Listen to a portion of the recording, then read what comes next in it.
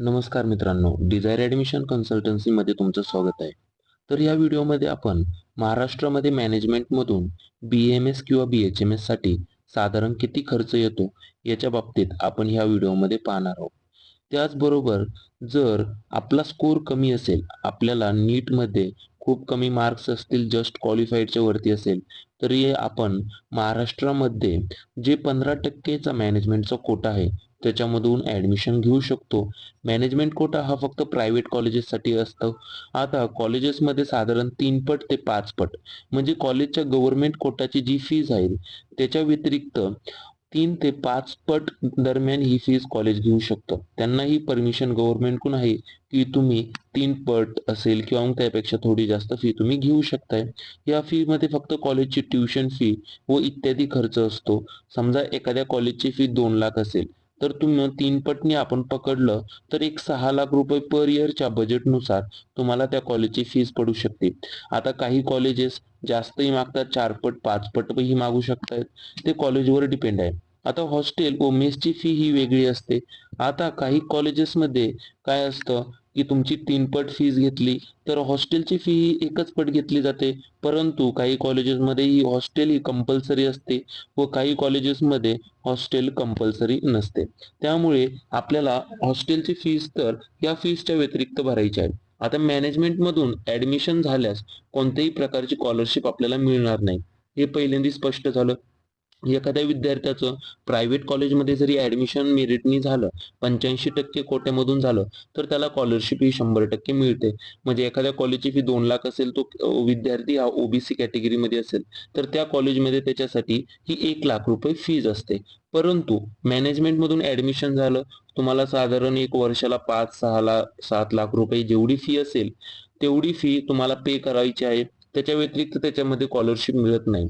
जर तुम्ही education loan वगैरे इत्यादी प्रकारे ॲडमिशन घेणार असाल, तर आधीच बँकांना विचारून ठेवा, की आम्हाला लोन मिळू शकते की नाही, जर आम्ही मॅनेजमेंट कोट्यामधून ॲडमिशन घेतलं तर. बी-एच-एम-एससाठीही तसंच आहे. एक 70-80 हजार रुपये 1,00,000 कॉलेजची फी आहे. त्याच्यात 3 ते 5 पट फीस ते त्यांना असणार आहे. जस्ट क्वालिफाईडवरही तुमचं बी-एच-एम-एसला वगैरे ॲडमिशन होऊ शकते. आता काही कॉलेजेस काय करतात, हिडन चार्जेस आकारतात. आता हिडन चार्जेसमुळे हे पॅकेज खूप हाय होत जातं.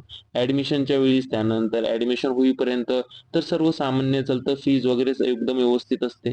नंतर काही कॉलेजेस हिडन चार्जेसही आकारू शकतात. आता त्याबद्दल व्यवस्थित माहिती तुम्हाला नक्कीच आपण एखाद्या व्हिडिओमध्ये देऊ. आता कमी स्कोरवर सुद्धा एक टॉप कॉलेज आपल्याला मिळते. जर तुमचा स्कोर 250 असेल, 200 असेल व तुम्हाला पुण्यामध्येच ॲडमिशन घ्यायची किंवा नाशिकमध्येच ॲडमिशन घ्यायची, तर हे ॲडमिशन तुम्हाला मॅनेजमेंट कोट्यामधून मिळू शकते. काही अधिक माहितीसाठी तुम्हाला काही अडचण असेल किंवा यांनी दुसरे कोणते डाउट्स असतील, तर 9730 89 89 60 या WhatsApp क्रमांकावर नक्कीच मेसेज करा. आमचे टीम मेंबर्स तुमची नक्कीच सहायता करतील. काही अदर डाउट असेल तर कमेंट बॉक्समध्ये नक्कीच विचारा. याच्या व्यतिरिक्त जर तुम्हाला अदर काही ॲडमिशन रिलेटेड काउन्सिलिंग जॉइन करायची असेल किंवा कमी स्कोरवर आपलं कुठे-कुठे ॲडमिशन होऊ शकतंय, कोणत्या राज्यामध्ये होऊ शकतंय, त्यामुळे बेस्ट टू बेस्ट कॉलेज आपण ह्या काउन्सिलिंग थ्रू सुद्धाही निवडू शकतो. जर नाहीच झालं तर आपण मॅनेजमेंटचा विचार करतो. आता मॅनेजमेंटचे ॲडमिशन आणि राउंडचे ॲडमिशन यांची प्रोसेस सोबतच चालते, परंतु आपल्याला एक अंदाज येतो की आपलं मेरिटनी होणार आहे की नाही. त्याच्यानंतर आपण हा निर्णय घेऊ शकतो की लो बजेटनुसार त्यानंतर बेस्ट कॉलेज आपल्याला एक चांगल्यातलं चांगल्या बजेटमध्ये कसं मिळेल व ही आमची जबाबदारी राहील की लो स्कोरवर ॲडमिशन एक चांगलं कॉलेज घेऊन देणं. बजेटही कमी असेल, हिडन चार्जेस आकारले जाणार नाही. याच्या व्यतिरिक्त तुम्हाला अदर काही डाउट्स असतील तर आम्हाला कमेंट बॉक्समध्ये नक्की विचारा, कॉल करा किंवा मग 9730 89 89 60 या WhatsApp क्रमांकावर नक्कीच मेसेज करा.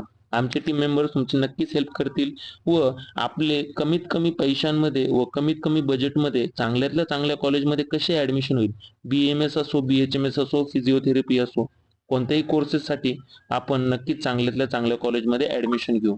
याच्या व्यतिरिक्त जर तुम्हाला एज्युकेशन लोनबद्दल माहिती हवी असेल किंवा मग अदर काही गोष्टी असतील, तर त्याही तुम्ही आम्हाला विचारू शकता. आपल्या चॅनलला नक्कीच सबस्क्राईब करा. भेटूया दुसऱ्या व्हिडिओमध्ये.